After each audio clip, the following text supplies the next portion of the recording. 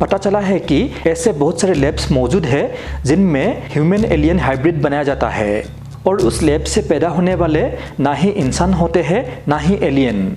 नमस्कार दोस्तों, हमने हमारे पिछले वीडियो में यूएफओ होने के सबूत पेश किए थे।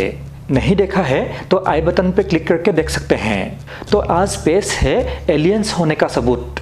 अगर आप एलियंस को नहीं मानते हैं तो इसका मतलब ये हुआ कि समुंदर के एक बूंद पानी को देख के आपने मान लिया कि समुंदर पे एक भी मछली नहीं है। ठीक वैसे ही यूनिवर्स इतना विशाल है कि वहाँ एलियंस लाखों करोड़ों प्रजाति में मौजूद है। कुछ टेक्नोलॉजी में हमसे पीछे हैं और कुछ इतना उन्नत है कि हजारों साल पहले से ही अर्थ पर आते जाते रहते हैं। मतलब हम इंसानों को उनको खोजने के लिए दूसरे ग्रह पर जाने की ज़रूरत नहीं है। सालों पहले ही एलियंस धरती पर आ चुके हैं और वो यहीं रह रहे हैं। ये मैं नहीं कह रहा, ये सब खुलेआम बोला है दुनिया भर के जाने माने हस्तियों ने। UFOs are as real as the airplanes flying overhead. यहाँ तक कि पिछले साल मेक्सिको के संसद में 2 एलियन लाशों को प्रदर्शित भी किया गया था। इंसानों से कद में छोटे इन लाशों के हाथ और पैर में 3-3 उंगलियां थी। यूएफओ रिसर्चर जेमे मौसन का दावा है कि रेडियो कार्बन डेटिंग से पता चला है कि इन अवशेषों के 30% डीएनए अननोन प्रजाति के हैं। एक्सपर्ट्स का यह भी दावा है कि इन दोनों डेड बॉडीज में ऐसे ट्रांसप्लांट मिले हैं जिनमें बेहद दुर्लभ धातुओं का इस्तेमाल हुआ है। उसके अलावा एक और चौंकाने वाली बात, इन डेड बॉडीज के एक्सरे में पता चला है कि इनके शरीर में अंडे मौजूद है। बताया गया है कि ये 2 एलियंस के लाशें पेरू के नाज़का इलाके में खुदाई के दौरान मिले थे सन 2017 में। ये वही नाज़का है जहां प्राचीन काल में बनी रहस्यमयी और विशालकाय आकृतियां मौजूद है जिनको स्पेस से भी देखा जा सकता है। कहा जाता है कि नाज़का ही प्राचीन काल में यूएफओज के लैंडिंग साइट्स थे, क्योंकि वहाँ पे एक हजारों साल पुरानी विशालकाय रनवे जैसी समतल जगह भी मौजूद है। तो क्या ये 2 लाशें उन्हीं प्राचीन यूएफओ में आने वाले एलियंस थे?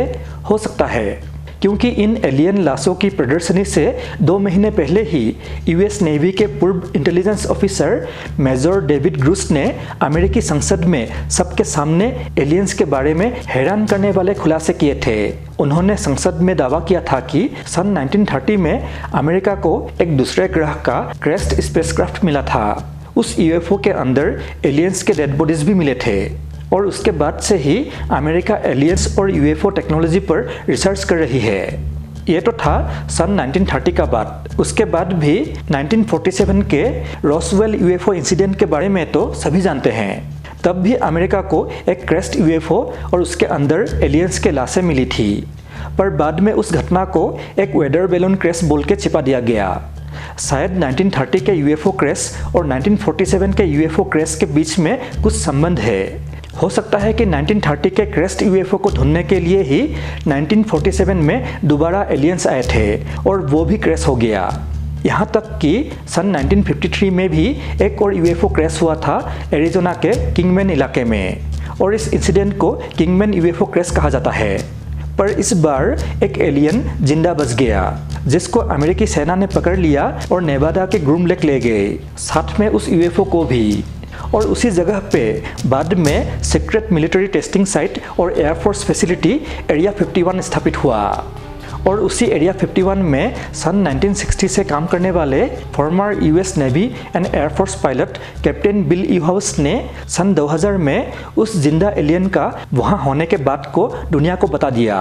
उन्होंने कहा कि उन्होंने उस क्रेस्ट यूएफओ पर भी अध्ययन किया था और उस जिंदा एलियन के साथ भी उनका बातचीत हुआ था, जिसको वहाँ लाने के बाद जेरोड नाम दिया गया और उसे एक अंडरग्राउंड चैम्बर में रख दिया गया था। बिल यूहाउस ने और बताया कि वो एलियन हम इंसानों जैसा ही बात करता था और एरिया 51 में रह के वो अमेरिकी सरकार के लिए काम करता था। कैप्टन बिल यूहाउस के अलावा वो इंसान जिन्होंने जेरोड एलियन को जिंदा रहने में मदद किया था, उन्होंने भी आखिरकार अपना मुंह खोल दिया। उनका नाम है डैन बुरिस। उन्होंने बताया कि उन्हें एरिया 51 में एज ए माइक्रोबायोलॉजिस्ट हायर किया गया था, स्पेशली जेरोड को केयर करने के लिए, ताकि वो हेल्दी रहे। तो इन सब से पता चलता है कि अमेरिका का एलियन के साथ अच्छा रिश्ता बन चुका है और एलियंस और सरकार मिलके कई अलग अलग प्रोजेक्ट्स में भी काम कर रहे हैं। उनमें से एक है एलियन ह्यूमन हाइब्रिड का निर्माण। पता चला है कि एरिया 51 में ही ऐसे बहुत सारे लैब्स मौजूद है जिनमें ह्यूमन एलियन हाइब्रिड बनाया जाता है और उस लैब से पैदा होने वाले ना ही इंसान होते हैं ना ही एलियन। मतलब देखने में तो वो एक इंसान ही लगता है पर वो असल में होता है एक एलियन। तो ऐसे इंसानी रूप में एलियंस दुनिया भर में घूम रहे हैं और किसी को पता तक नहीं चलता।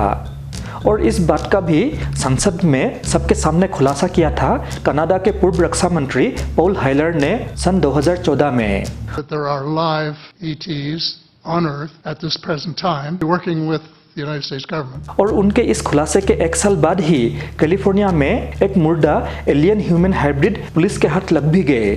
अजीब बात यह था कि उसके किसी भी उंगली पे फिंगरप्रिंट नहीं था जो हर इंसान का होता ही है। और वो जिस घर में रहता था वहाँ से पुलिस को 1200 बंदूकें, 7 टन एम्यूनिशन और करोड़ों के तादाद में पैसे बरामद हुए। बाद में उस मृत आदमी के मंगेटर ने पुलिस को बता दिया कि वो एक एलियन हाइब्रिड था जो सीक्रेटली गवर्नमेंट के लिए काम करता था। तो ऐसे लाखों करोड़ों संख्या में एलियन हाइब्रिड्स होंगे जो सरकार के लिए काम करते हैं और उनका एरिया 51 के अलावा भी अलग अलग जगहों पर बेसेस भी होंगे, जैसे कि एंटार्क्टिका पे, क्योंकि वहाँ वो लोग छिप कर काम कर सकते हैं। ऐसा एक बेस के बारे में मैंने पिछले वीडियो में बताया था जो एंटार्क्टिका में बर्फ़ के अंदर है। ठीक वैसा ही एक और बेस के बारे में चलिए आज बात करते हैं।